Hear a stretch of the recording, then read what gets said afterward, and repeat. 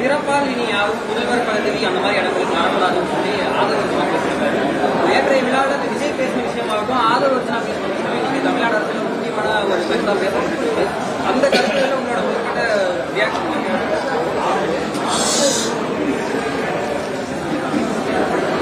அதாவது தேர்தல் அரசியல்ல மக்கள் வாக்களித்து வெற்றி பெற்று ஒரு கட்சியை முதலமைச்சரை தேர்ந்தெடுக்கிறாங்க. இதுல பிறப்பால் ஒருத்தர் முதலமைச்சரா வர்றதை நாங்க ஏத்துக்கலன்னு சொல்ற பாயிண்ட் அவர் என்ன மீன் பண்றாருன்னு எனக்கு சரியா புரியல. அதை நீங்க விளக்குறீங்கன்னா நான் அதுக்கு பதில் சொல்றேன். நேரடியாக அந்த பதவிகள் சொல்றாங்க. அந்த மாதிரி இடத்துல இருந்து ஒருத்தர் வரக்கூடாது அப்படிங்கிற ஒரு கருத்தை தான் சொல்ல வராருங்கிற மாதிரி அரசியல் வட்டாரங்கள் பேசுறாங்க. உதயநிதி ஸ்டாலின் வந்து தேர்தலில் நின்று எம்எல்ஏ ஆகி தானே ஜெயித்து தானே வர்றாரு. அதை போய் நம்ம எப்படி குறை சொல்ல முடியும்?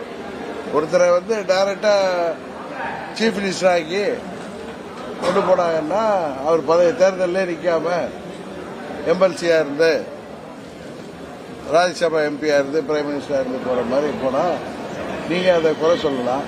தேர்தலில் மக்கள் ஏத்துக்கிறதுக்கு அப்புறம் ஒருவர் வந்தா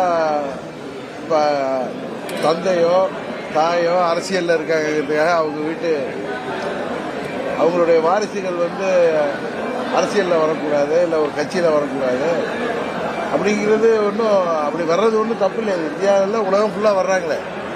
என்னன்னா ஒருத்தரை வந்து திட்டமிட்டு ப்ரமோட் பண்றது தான் நீங்க சொல்றீங்க, அதானே சொல்றீங்க. அதே மாதிரி ப்ரமோஷன் கூடாதுதான். பட் அதை மீறி மக்களும் வாக்களித்து வருகிறார்களே, அதை எப்படி நம்ம தடுக்க முடியும்னு தெரியல எனக்கு.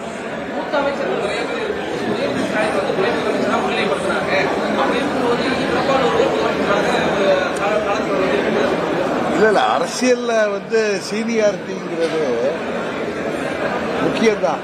ஆனா சில பதவிகளுக்கு கட்சி பதவிகள்லயோ ஆட்சியில பதவிகளுக்கும் சீனியாரிட்டி மாத்திரமே ஒரு காரணமா அமைஞ்சிருக்கல.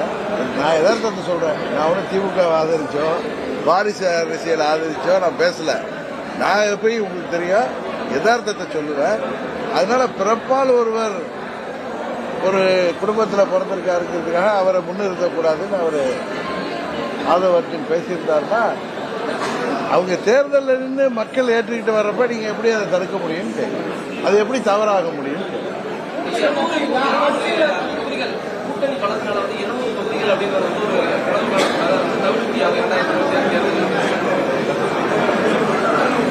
எந்த கட்சியுமே வந்து நாங்க 234 தொகுதியிலையும் ஜெயிப்போம்னு சொல்றது இயற்கை.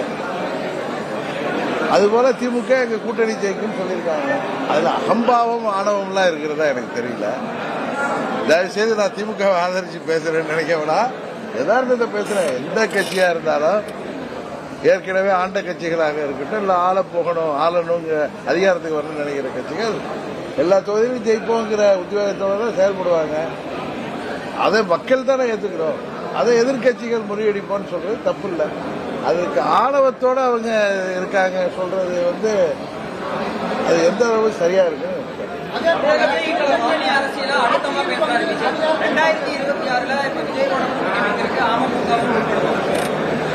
யூகங்களுக்கெல்லாம் பதில் சொல்ல விரும்பல. இன்னொன்னு நாங்க தேசிய ஜனநாயக கூட்டணியில அம்மா மக்கள் முன்னேற்ற கழகம் இருக்கு. அதை பலப்படுத்துவதற்கு இன்னும் எந்த கட்சிகள் வந்தாலும் எங்களோட வருகின்ற கட்சிகளை நாங்கள் ஏற்றுக்கொள்வோம்.